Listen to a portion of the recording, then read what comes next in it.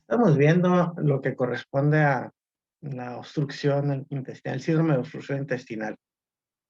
Eh, Veíamos las causas principales, algunos de los aspectos clínicos que ustedes ya deben manejar bien, y cómo diferenciar el intestino delgado y el colon.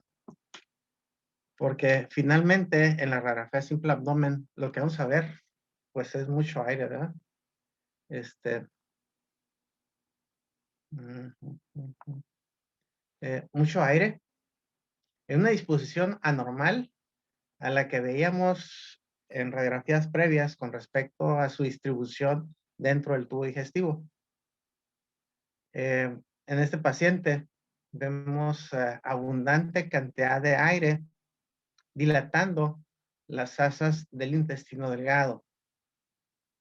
¿Pero qué es una asa de intestino delgado dilatada? ¿Cuánto mide? ¿Cuándo va a decir que está dilatada?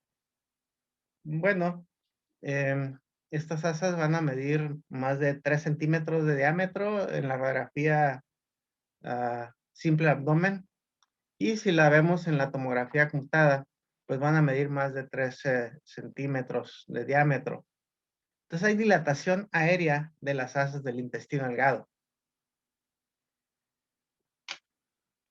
Ya reconocemos que son asas de intestino delgado porque vemos los pliegues de la mucosa que están engrosados, parte del síndrome, ¿verdad? Vean cómo estas imágenes radiopacas van de un extremo a otro, van de un extremo a otro, ¿sí?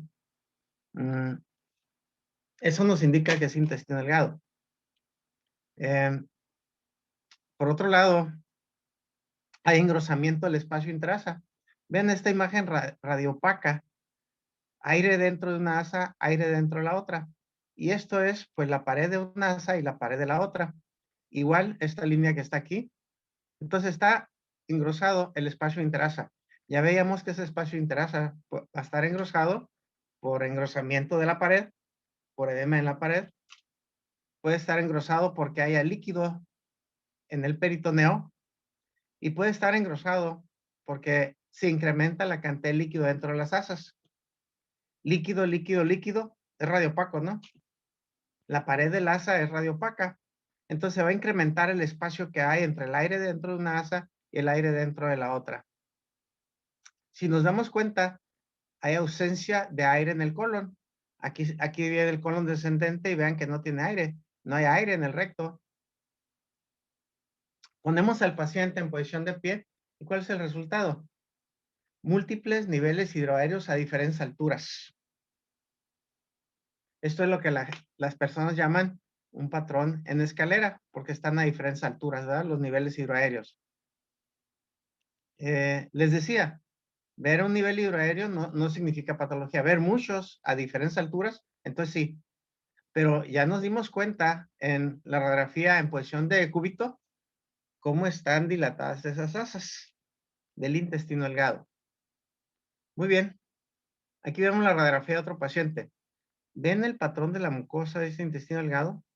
Los pliegues de la mucosa están engrosados. Está incrementado el espacio intrasa. Hay ausencia de aire en el colon. Bueno, todavía hay un poquito de aire aquí en el colon. ¿Sí? Otro paciente, vean la dilatación de las asas del intestino delgado. ¿Ya vieron este pliegue en la mucosa, por ejemplo? ¿Cómo recorre de un lado a otro? A diferencia de las austras, que nos dimos cuenta que abarcan exclusivamente la tercera parte de la circunferencia del intestino, ¿verdad? Hay ausencia de aire en el colon. No hay aire en el colon. ¿Sí? El estómago ya se dieron cuenta que también está dilatado. Estos pacientes van a presentar vómito eh, y pues llegan a presentar vómito de tipo biliar. Ponemos al paciente en posición de pie y otra vez múltiples niveles hidroaéreos a diferentes alturas, lo que llamamos ese patrón de disposición en escalera, ¿verdad? Aquí vemos la radiografía simple abdomen de este paciente en posición de decúbito, en posición de pie. Y nuevamente la característica, abundante cantidad de aire en todo el intestino delgado. Con engrosamiento, los pliegues de la mucosa son muy aparentes ahora. ¿Se acuerdan la radiografía normal, que ni siquiera veíamos el intestino para fines prácticos? Aquí está muy visible y vean el espacio entre las asas, cómo se ha incrementado el espacio intrasa. Al poner al paciente en posición de pie, múltiples niveles a diferentes alturas, lo que conocemos como un patrón en escalera. Otro paciente, y bueno, de esto les decía, lo vemos con mucha frecuencia. Eden, ¿cuál va a ser la causa más frecuente de este síndrome? Eden Siqueiros. Sí, aquí está, doctor. Creo que es por adherencias. ¿Por qué? Por adherencias después de una, pues, cirugía. ¿Cree, siente, piensa Ah, es o por, afirma? lo afirmo. Ah, bueno, así, fuerte, ¿sí? Adherencias. Adherencias que pueden ser secundarias a cirugía o un proceso inflamatorio, ¿verdad? Peritoneal. El síndrome de obstrucción intestinal adherencial, pues va a ocupar un lugar muy importante en el grupo de pacientes que ustedes van a estar analizando. Muy bien, aquí vemos la radiografía de otro paciente. Abundante cantidad de aire en las asas del intestino delgado. Vemos el incremento del espacio intrasa, engrosamiento de los pliegues de la mucosa. ¿Ya vieron aquí estas imágenes? Ivana, ¿a qué corresponden estas calcificaciones aquí en la pelvis? Ah, son los flebolitos. Flebolitos, ¿verdad? Son calcificaciones vasculares venosas que ya veíamos antes que son frecuentes. Bueno, aquí tengo las radiografías de otro paciente. Ya, pues van a ser iguales, ¿no? Sí. Una vez que conocemos los datos, pues se nos presenta el caso y ahí está, ¿sí? Dilatación de las asas del intestino delgado. Vean los pliegues de la mucosa, ¿sí? Sumamente engrosados, muy engrosados, ¿no? Hay ausencia de aire en el colon, engrosamiento del espacio interasa y niveles hidroaéreos a diferentes alturas. Ahora, ¿podemos saber con estas radiografías cuál es la causa del proceso obstructivo? La respuesta es no, no podemos saber, ¿sí? ¿Quién nos puede resolver ese problema? La tomografía computada. Hoy día, pues en estos pacientes hay que hacer tomografía computada porque tenemos que conocer la causa del proceso. Por otro lado, estas asas al dilatarse pueden comprimir los vasos sanguíneos que ustedes saben que van en la pared y condicionarse isquemia. La tomografía computada va a ser altamente sensible y específica para determinar la posibilidad de isquemia. Entonces, eso hace superior a la tomografía computada en el paciente con síndrome de obstrucción intestinal de lo que nos puede proporcionar en información la radiografía simple del abdomen. Habría muchas cosas que hablar de este síndrome, pero pues se sale de los alcances del médico general y pues estaremos viendo exclusivamente lo que corresponde a los aspectos de la radiografía simple. Estamos viendo la radiografía de otro paciente. Vean la gran dilatación que hay. Ya se dan cuenta que es un niño, ¿sí? Otro niño, son diferentes pacientes en donde estamos viendo múltiples niveles a diferentes alturas, con esa disposición que se hace famosa en ustedes. Y la referencia correcta es múltiples niveles hidroaéreos a diferentes alturas, ¿verdad? Aunque se les queda muy grabado a ustedes el patrón en escalera, ¿sí? Ok. Entonces les decía, estos pacientes tienen que ir a tomografía computada. Tomografía computada nos va a poder dar una mayor información, nos va a mostrar el sitio de transición entre las asas dilatadas y las asas normales, nos va a mostrar si hay tumores, nos va a mostrar si hay hematomas, nos va a mostrar si hay isquemia en la pared intestinal. Y bueno, si le hacemos tomografía computada al paciente, vemos que hay obstrucción intestinal sin una causa evidente, exclusivamente el sitio de transición, el problema es adherencial. Y por otro lado, a estos pacientes les vamos a dar a ingerir material de contraste yodado hidrosoluble. América Alvarado, ¿El material de contraste iodado hidrosoluble se va a absorber en el intestino?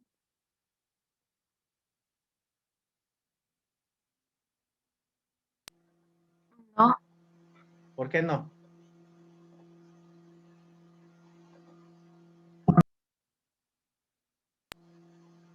porque no recuerdo por qué, pero no, sí, perdón, sí, porque es hidrosoluble. Es hidrosoluble, se absorbe en el intestino. Ujú. ¿Alguien está en desacuerdo con América?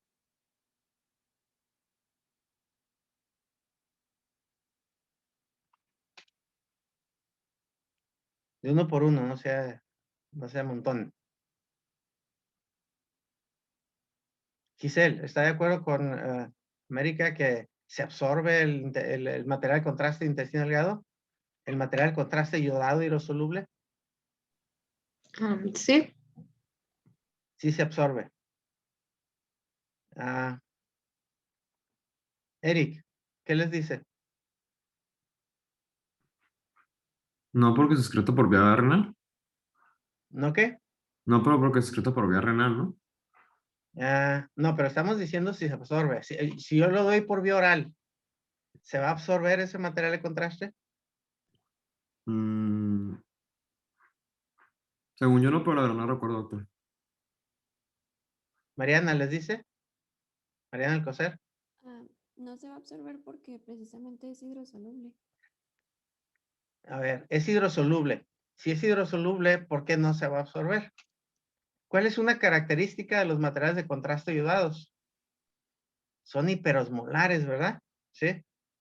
Y al ser hiperosmolar, ¿qué pasa con el agua? La trae. Son hidrofílicos. Entonces, al entrar al intestino delgado, ¿sí?, van a meter agua al intestino, a la luz del intestino delgado. En lugar de absorberse, van a meter líquido, o sea, van a deshidratar al paciente porque van a condicionar incremento del agua dentro del intestino.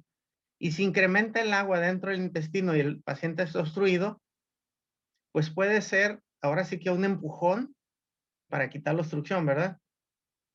Y si es por una asa, por una banda adherencial, se puede vencer la resistencia que está generando esa banda adherencial.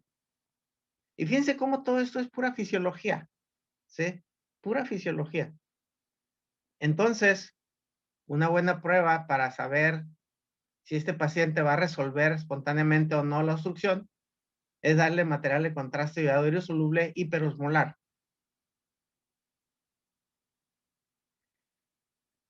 Bueno, pero les vuelvo a Doctor, repetir, desafortunadamente se sale de los alcances del médico general meternos a toda esta discusión, y ya será el que esté interesado, que yo espero que habría más de alguno de ustedes en meterse un poco más a todo esto.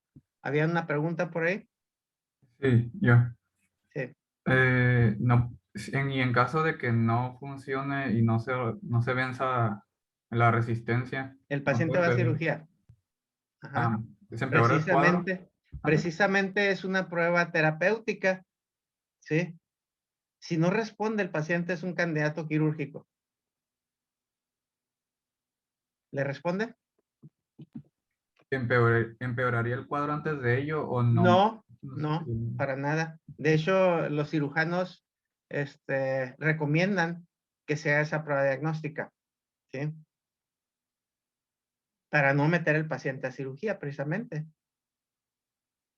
Bueno, ¿alguna otra pregunta o comentario con respecto a síndrome de obstrucción intestinal?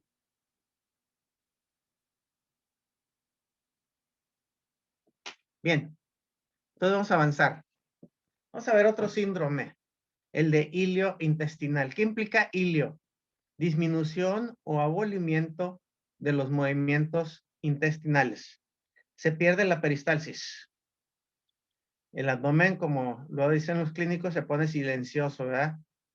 No hay borborismos. En el síndrome de obstrucción intestinal hay algo que le llaman peristaltismo de Lucia. O sea, el intestino empieza a moverse intensamente tratando de vencer la obstrucción. Aquí en el ilio no hay movimientos intestinales. ¿Cuál es la consecuencia? Que el intestino se va a dilatar con aire. Entonces va a haber dilatación del intestino. El paciente pues no va a estar expulsando gases y no va a evacuar. Se parecen un poquito, ¿verdad? Las causas van a ser diferentes. También, como es un síndrome, puede haber muchas enfermedades que lo condicionen. De las más frecuentes, pues son otra vez un evento quirúrgico. Un evento quirúrgico implica una agresión al peritoneo. Y cualquier inflamación peritoneal va a condicionar que el intestino delgado deje de moverse. Ustedes por ahí ya, si han andado por los hospitales, se han dado cuenta que a los pacientes que llevan a cirugía del abdomen, el cirujano quiere que se levante a caminar al día siguiente. Eso estimula los movimientos intestinales y pues es importante para el cirujano que el paciente realice la primera evacuación. Es más, llega y le pregunta, ¿ya se echó gases? ¿Ya pudo expulsar gases? Porque eso implica que se está moviendo el intestino. Bueno, los medicamentos anestésicos y sobre todo los opiáceos van a condicionar disminución de los movimientos intestinales y van a condicionar ilio. Entonces ven que el paciente en el posoperatorio tiene muchas causas para hacer ilio y se sienten muy mal los pacientes, pues están distendidos, les da dolor abdominal. ¿Sí? Pero les vuelvo a repetir, cualquier proceso inflamatorio peritoneal va a condicionar ilio. Y hay muchas causas de que el peritoneo se inflame, ¿verdad? En una colitis aguda, en una apendicitis aguda, en una diverticulitis, en una pancreatitis aguda. Todos los procesos inflamatorios peritoneales van a condicionar ilio. Ahora, este ilio puede ser generalizado o puede ser localizado, dependiendo del proceso patológico que esté ocurriendo. Cuando hay isquemia del intestino, falta de irrigación hacia el intestino, que las causas también pueden ser muchas. En esa isquemia, pues no le va a llegar sangre al músculo y entonces ocurre ilio intestinal. Entonces ven que las causas pueden ser muchas. En su clase de clínica básica seguramente vieron el síndrome, vieron las causas principales. Y lo que nos corresponde a nosotros entonces es hacer el diagnóstico radiológico. ¿Qué vamos a encontrar? Dilatación generalizada de esas del intestino delgado y del colon. Aquí va a ser el intestino delgado y el colon, porque más frecuentemente es todo el peritoneo el que está irritado. Habitualmente no hay engrosamiento de los pliegues mucosos. Habitualmente. Recuerden que en medicina no es ni nunca ni siempre.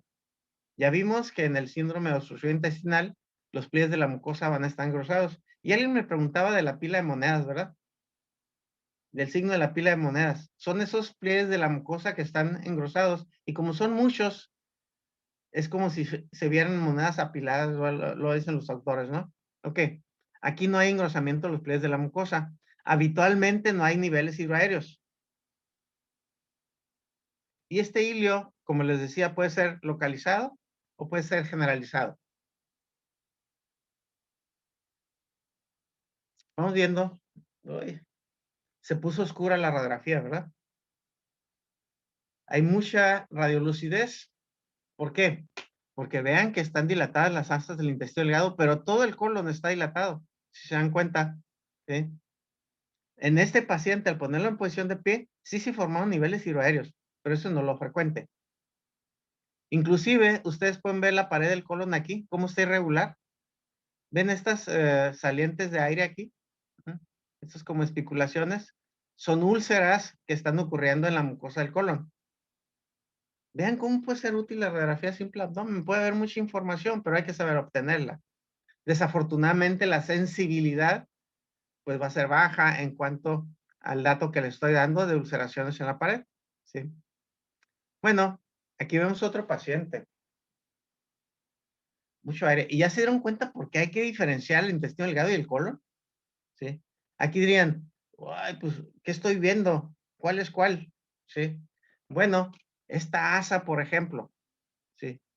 Esta estructura tubular, ¿es intestino delgado o es colon? ¿Alguien me dice?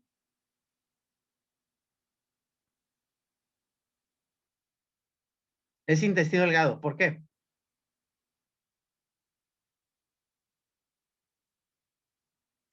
Karen, ¿es intestino delgado o es colon?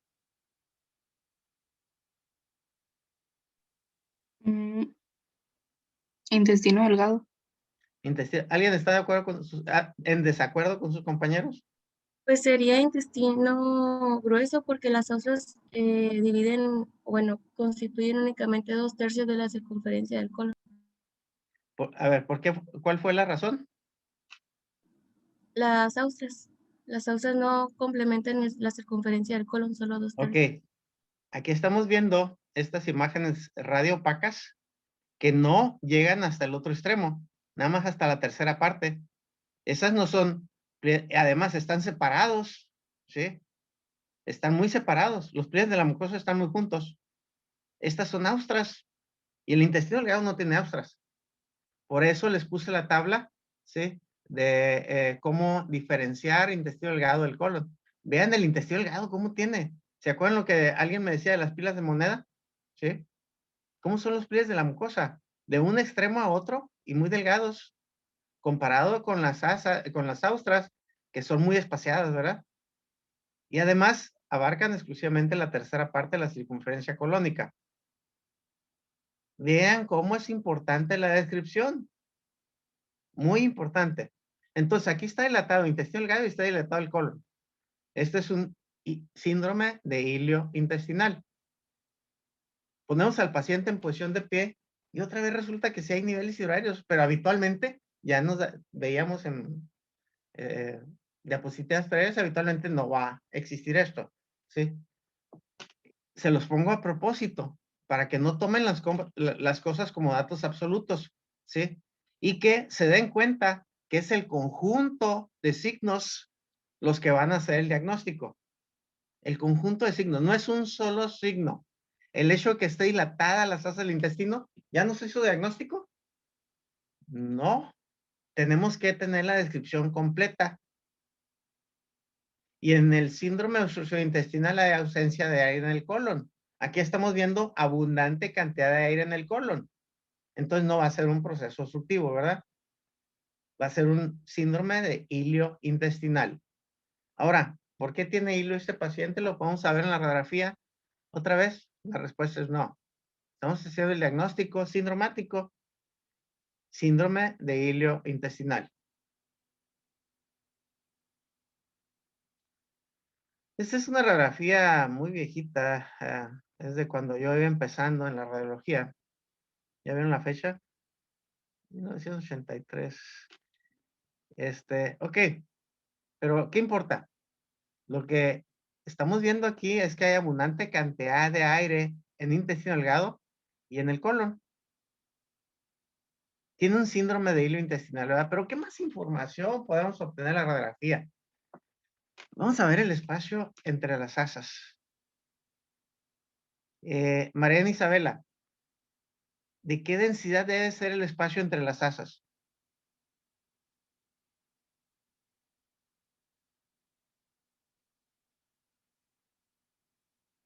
Radiolúcido. Radiolúcido. ¿Yara está de acuerdo con ella?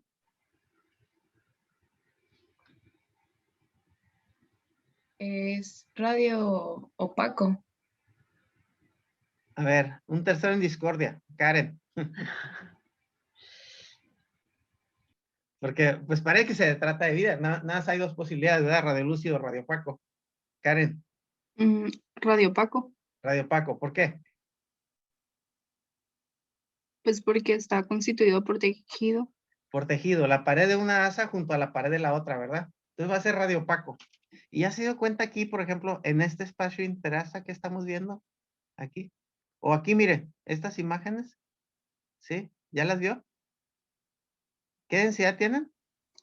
Radiolúcido. Radiolúcidas. Y están en el espacio interasa, ¿verdad? Pero en el espacio interasa no tiene por qué haber aire. Y en este paciente hay aire en el espacio interasa. Hay aire en la pared del intestino. ¿Cómo se llama el aire en la pared del intestino? ¿Alguien me dice? No. Neumatosis. Neumatosis intestinal. Neumatosis intestinal. Entonces aquí están viendo que hay neumatosis intestinal. ¿Sí? ¿Ya lo ven claramente? Yo espero que sí. Ok. ¿Por qué puede haber neumatosis intestinal? Las causas pueden ser múltiples otra vez. ¿Sí? Ahora estamos viendo aire dentro del intestino y aire en la pared del intestino. Esa neumatosis intestinal puede estar condicionada por necrosis de la pared. ¿Y qué implica necrosis de la pared? Pues que no le está llegando suficiente sangre a la pared intestinal y se está necrosando. Y eso ocurre en pacientes en los que aparece un trombo a nivel de arteria mesentérica superior. Y este es un paciente que tuvo una trombosis mesentérica, ¿sí? Me acuerdo que cuando estaba en la residencia, los internistas le llamaban trombosis cementérica, porque la mayor parte de los pacientes fallecían desafortunadamente. Ahora, ¿qué va a pasar con este aire? Bueno, se va a absorber y va a pasar al torrente circulatorio. ¿Y a dónde va la sangre venosa del intestino?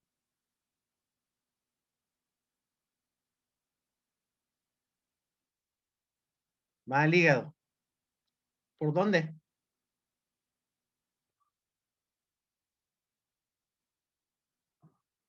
Por la mesentérica inferior. Rubén, ¿está de acuerdo?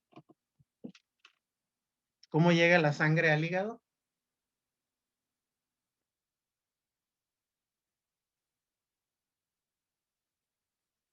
Rubén, Millán, ¿cómo llega la sangre a ese hígado? Diego dice que por la mesentérica. ¿La mesentérica llega al hígado? Aporta. Bueno, entonces la sangre va a llegar a través de la vena porta, que está a nivel del hígado, ¿verdad? Y entonces en estos pacientes podemos ver aire a nivel de la vena porta. Entonces ven cómo hay mucha información. De hecho, alcanzan a ver apenas aquí estas imágenes tubulares en relación pues a aire en la vena porta. Bueno, nuevamente la tomografía computada va a ser superior en información a lo que nos puede dar la radiografía simple abdomen. Y ya están viendo aquí mucha dilatación de asas del intestino, tanto del intestino delgado como del colon. Y vean esta asa aquí. ¿Ya vieron la pared? ¿Y cómo tiene aire allá a nivel de la pared? Aquí está más evidente, miren, el aire en la pared. ¿Ven que hay líquido dentro? Está formando un nivel hidroaéreo aquí porque el paciente está en posición de decúbito, pero este aire está en la pared. Hay neumatosis intestinal, ¿sí? Están dilatadas las asas del intestino, tanto el colon como el intestino delgado. Aquí tenemos una reconstrucción del plano coronal y están viendo el aire en la pared de las asas del intestino.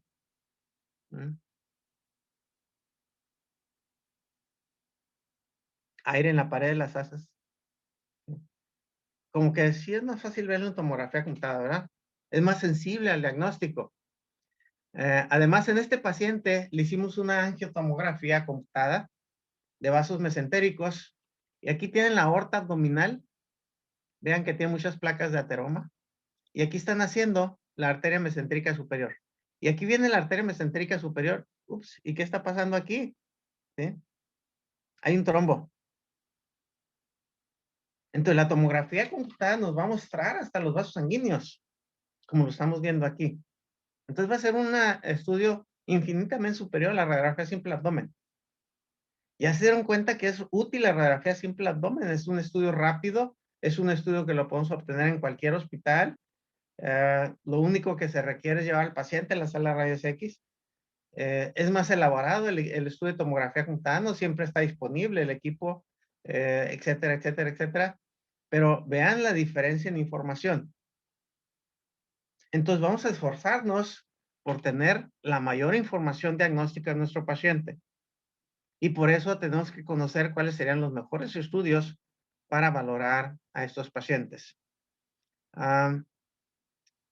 Bueno, aquí tenemos otro ejemplo en donde vemos mucho aire, pero ahora ¿dónde está ese aire?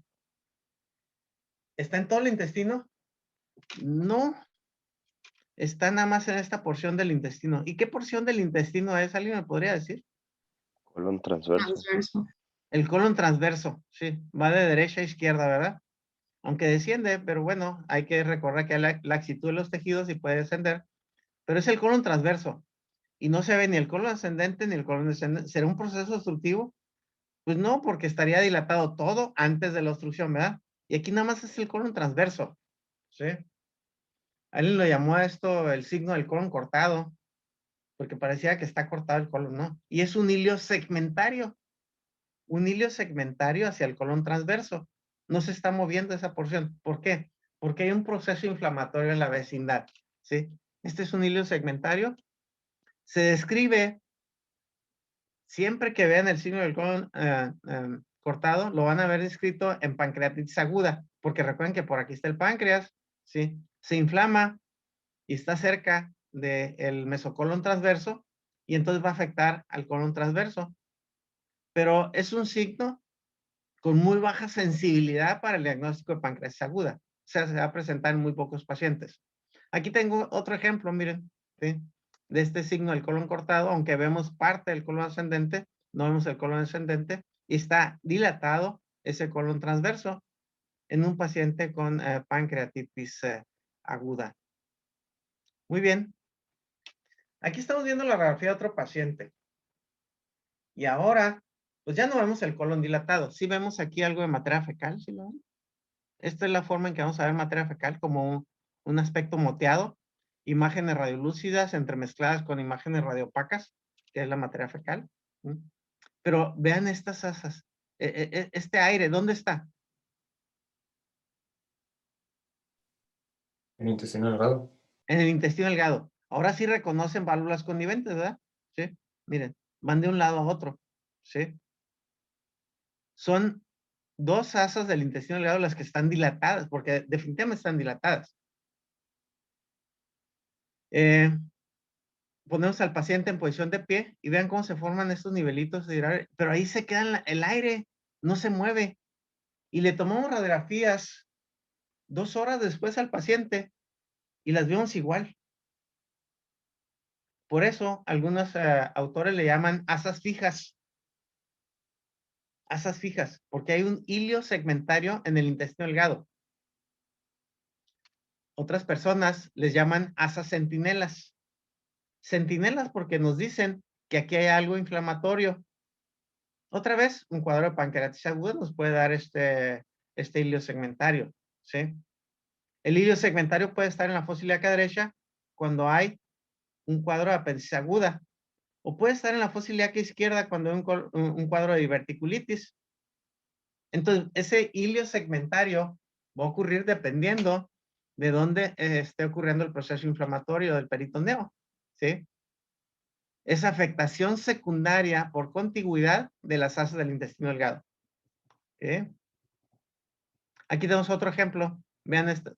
Hay nada más estas dos asas del intestino delgado dilatadas. Una radiografía análoga, muy viejita, por cierto, pero demostrativa en cuanto a el dato, pues, de hilio segmentario al intestino delgado.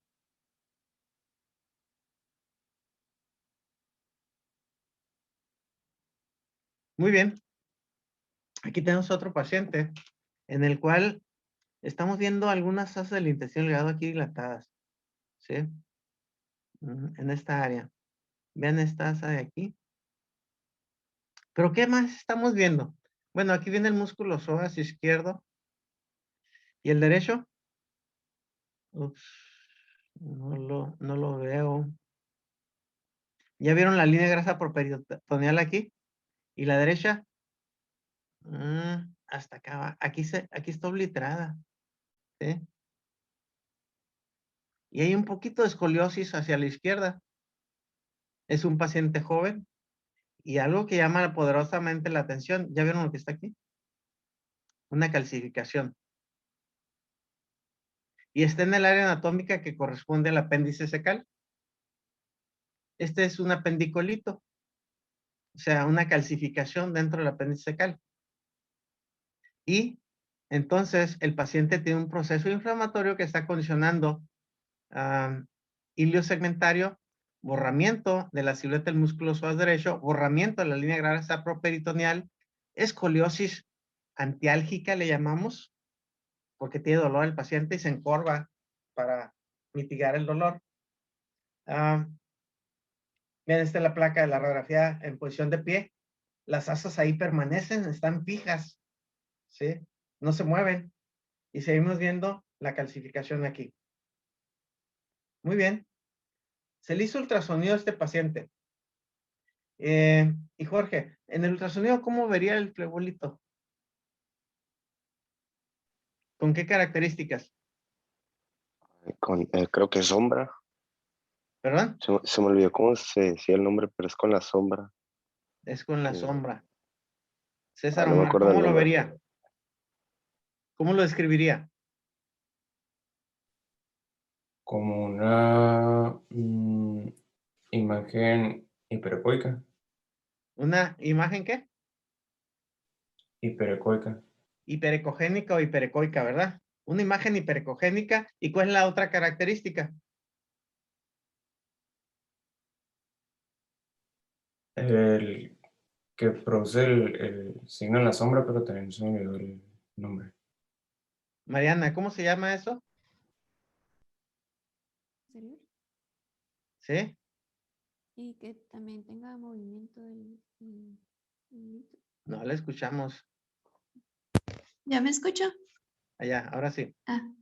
Sombra acústica posterior. Y que Sombra también acústica posterior, puede ¿verdad? Entonces la obtener vamos a ver como una movimiento. imagen hiperecogénica. Y aquí les identifican claramente, miren. Una imagen hiperecogénica que proyecta sombra acústica posterior. ¿Sí? Aquí está el flebolito en el ultrasonido. Aquí lo vemos. ¿Sí? ¿Ven líquido? Aquí en esta área. ¿Ven imagen anecoica? ¿Sí? Líquido rodeando el área donde está el apendicolito. Ahí está el apendicolito. Pero ya vemos que el ultrasonido tiene poca sensibilidad en el paciente con apendicitis aguda, ¿verdad? Ya vemos esta gráfica que hoy día casi no se utiliza el ultrasonido. ¿Y cuál es el estudio que vamos a utilizar? La tomografía computada. La tomografía computada nos va a mostrar exactamente lo que está ocurriendo. Aquí tienen un corte a nivel del área donde está el apéndice secal. Aquí está el apéndice secal, miren, un corte transversal. ¿Y ya vieron qué le está pasando a la grasa? Vean la grasa normal del peritoneo. Aquí la grasa incrementó la densidad y va a borrar la grasa que está junto al músculo psoas y se va a obliterar la grasa properitoneal. Se va a poner de mayor densidad. Pero aquí está el apéndice secal y vean cómo está dilatada. Más de 7 milímetros de diámetro el apéndice es dilatación y la pared está reforzando. Vean aquí el apéndice secal. Y vean lo que está ocurriendo alrededor de la grasa. Apenas hay un proceso inflamatorio leve ahí. Y hay un poquito de líquido aquí, miren. ¿Sí? Y ya vieron cómo se pierde la grasa que delimita el músculo psoas. Aquí está la grasa del músculo psoas, miren. Alrededor del músculo psoas. La grasa aquí se pierde. Por eso se pierde la visualización del músculo en el plano coronal. Y aquí está el apéndice secal. ¿Sí? Y vean cómo hay alteración de la grasa alrededor. Y aquí el músculo psoas, aquí viene la grasita, ¿sí se dan cuenta? Aquí viene la línea del músculo psoas, aquí se oblitera, ¿sí? Por el proceso inflamatorio que ahora lo estamos viendo directamente. No nos vamos a imaginar, ¿sí? Es mucho más objetiva entonces el estudio de tomografía computada en estos pacientes. Ahí está el apéndice secal, está dilatada con reforzamiento intenso de la pared por el proceso inflamatorio y la alteración en la grasa que la está rodeando. Otro paciente, también con apéndice aguda, vean, aquí está el apéndice, pero aquí ya hay gran incremento en la densidad alrededor. Vean la grasa aquí, veanla aquí, completamente alterada. Vean la apéndice secal dilatada, toda la grasa afectada. Obvio, la grasa properitoneal que aquí se ve claramente Aquí ya aumentó la densidad, igual la grasa que rodea el músculo psoas. Vean todo el proceso inflamatorio que se está generando. Y entonces, pues definitivamente el mejor estudio para valorar al paciente con apendicitis aguda va a ser tomografía computada.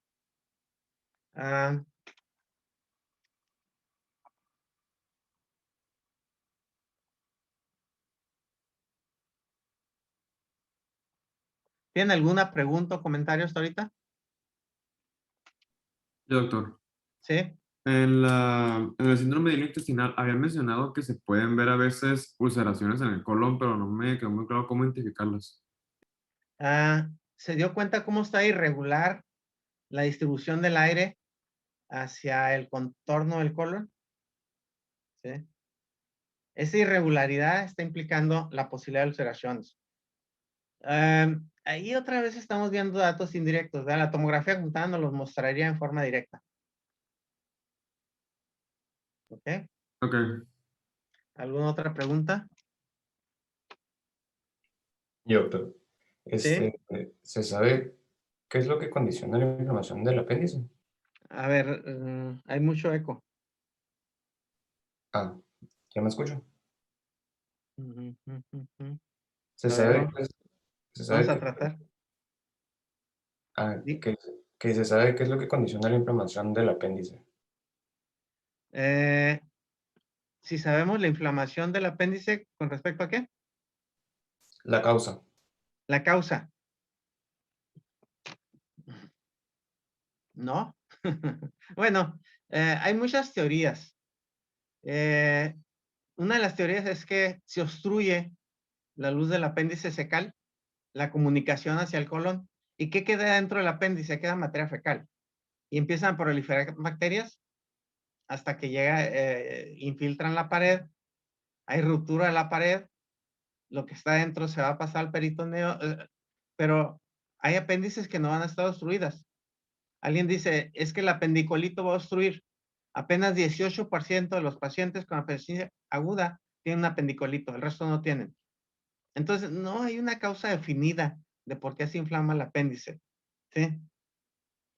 Por otro lado, pues es un padecimiento que ocurre en pacientes jóvenes. ¿Sí? Es muy raro, aunque a mí me tocó ver, recuerdo un paciente de 80 años que tuvo apendicitis aguda, ¿sí? Pero es extraordinariamente raro en mayores de 40 años. ¿Sí? Es más entre los 15 y los 25 años. ¿Sí? Bien. ¿Alguna otra pregunta? Les estaba mostrando esta foto